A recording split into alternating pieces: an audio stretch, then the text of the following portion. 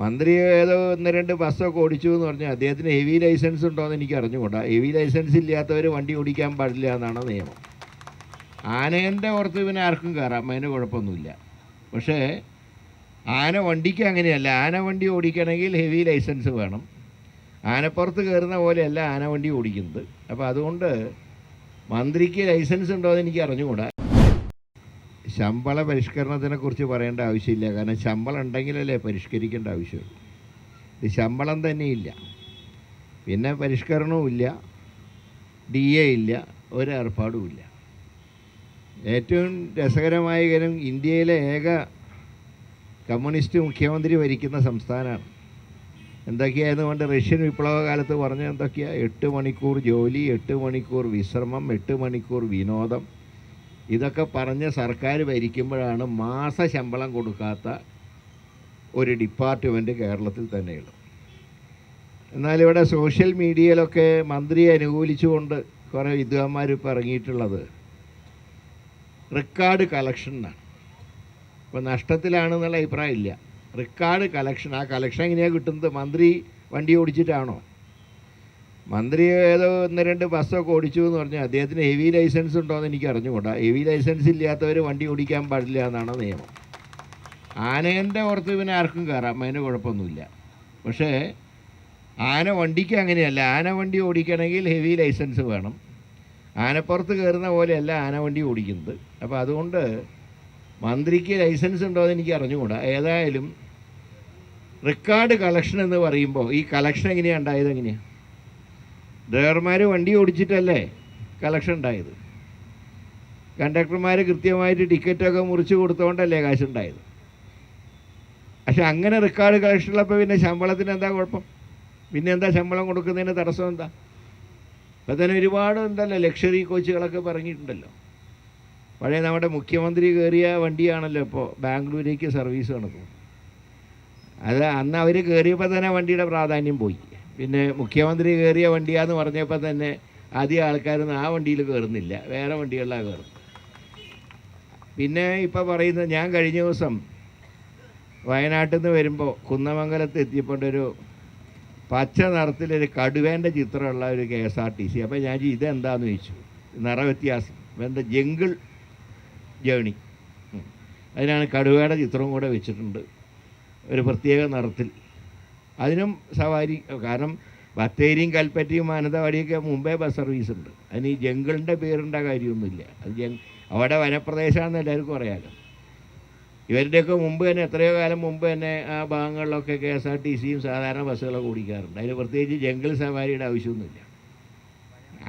പഴയ വണ്ടിയൊക്കെ പെയിൻ്റ് അടിച്ച് കൊണ്ടുള്ളൂ. അപ്പോൾ ഒരു പുതിയ ബസ്സും വാങ്ങുന്നില്ല.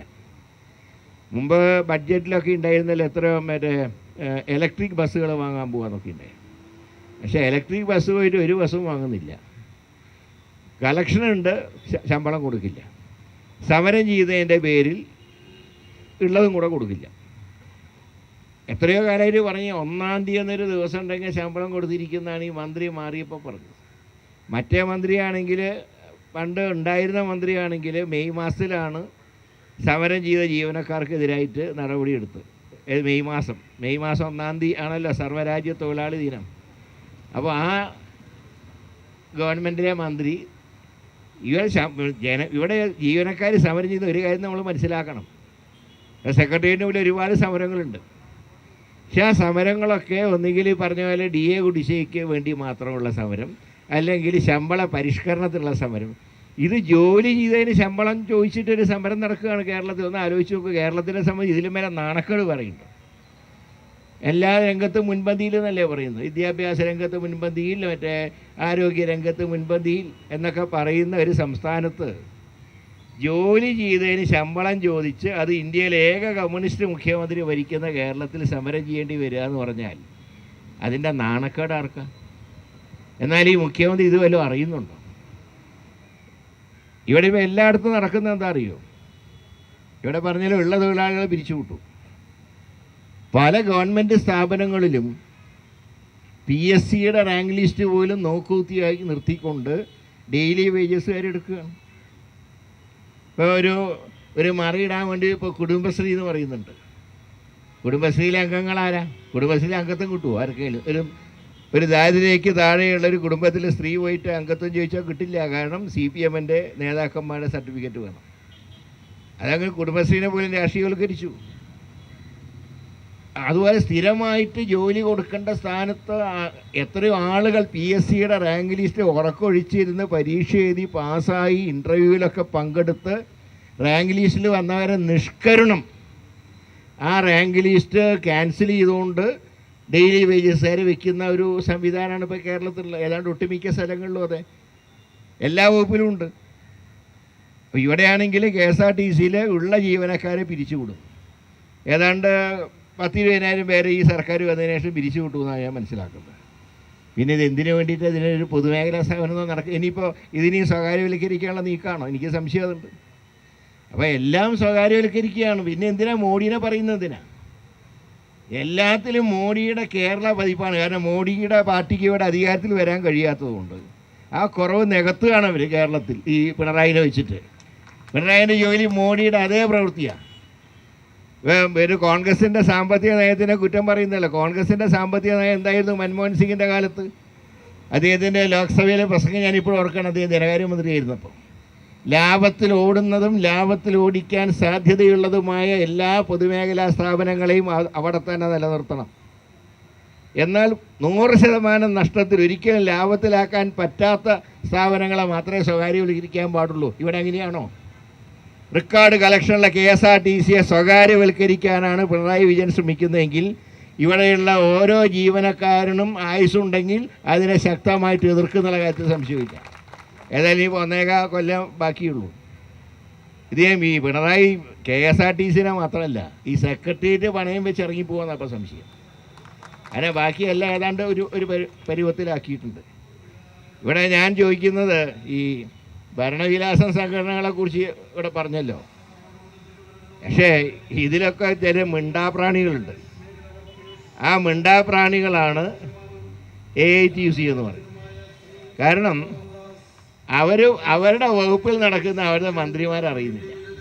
ഇന്നലെ കണ്ടില്ലേ മറ്റേ കാർഷിക വകുപ്പിൻ്റെ സെക്രട്ടറി ആയിരുന്ന B. അശോകനെ, അദ്ദേഹത്തിനെ ഇപ്പോൾ ചെയ്തതെന്താ? അദ്ദേഹത്തിനെ തദ്ദേശ സ്വയംഭരണ വകുപ്പുകളുടെ കമ്മീഷനാക്കി വെച്ചിരിക്കുന്നു. മന്ത്രി പ്രസാദ് അറിഞ്ഞിട്ടില്ല. റവന്യൂ വകുപ്പിൽ നടക്കുന്ന മാറ്റങ്ങൾ മന്ത്രി രാജൻ അറിയുന്നില്ല. പിന്നെ ഇവരൊക്കെ എന്തിനാ ഇതിലിരിക്കുന്ന മന്ത്രിമാരായിട്ട്? ഒരു നാണവും മാനവും ഇല്ലാതെ. ഇത് പറയുമ്പോൾ ഒറിജിനൽ കമ്മ്യൂണിസ്റ്റുകാരെന്ന് പറഞ്ഞ CPI-ക്കാരാണ്. അതിന്ന് വളർന്നു പോയവരാണ് CPM. പക്ഷേ ഇന്നിപ്പോൾ CPM ആണ് എല്ലാം നിയന്ത്രിക്കുന്നത്. ഇവരിപ്പോൾ CPI ഏതാണ്ട് അവശ കലാകാരന്മാർക്കുള്ള പെൻഷൻ കൊടുക്കേണ്ട അവസ്ഥയിലാണ് CPM-ഉം അവരുടെ തൊഴിലാളി സംഘടനകളുടെ അവസ്ഥ. ഏതായാലും ഒരു മെച്ചം കിട്ടി. മറ്റേ വലിയേട്ടൻ റോഡ് ബ്ലോക്ക് ചെയ്ത് സമരം ചെയ്തപ്പോൾ സെക്രട്ടേറിയറ്റ് ബ്ലോക്ക് ചെയ്തിട്ട് സമരം നടത്തി. ഏതായാലും രണ്ടുപേർക്ക് ഒരുമിച്ച് ജയിലിൽ കയറാമെന്നുള്ള മെച്ചം മാത്രമുണ്ട്. ഗോവിന്ദമാഷ കൂടെ വേണമെങ്കിൽ ബിനോ വിശ്വത്തിനും കയറാമെന്നുള്ള ഒഴിച്ചാൽ അധികാരത്തിൻ്റെ ഒരു ഗുണവും കിട്ടാത്തവരായി അവരധപ്പതിച്ചിരിക്കുക.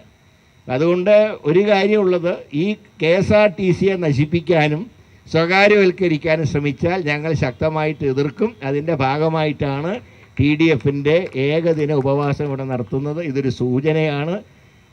ഞാൻ പറയുന്ന ഒറ്റ കാര്യമേ ഉള്ളൂ, അളമുട്ടിയാൽ ചേരയും തിരിഞ്ഞ് കടിക്കുന്നൊരു ചൊല്ലുണ്ട്. ഈ പാവം തൊഴിലാളികളെ കൊണ്ട് വെറുതെ സർക്കാരിനെതിരായിട്ട് മറ്റ് രീതിയിലുള്ള നോൺ വെജിറ്റേറിയൻ സമരത്തിലേക്ക് വരെ നയിക്കരുത് എന്ന് മാത്രമേ പിണറായിനോട് പറയുന്നുള്ളൂ. അതിശക്തമായിട്ടുള്ള സമരം നേരിടേണ്ടി വരും.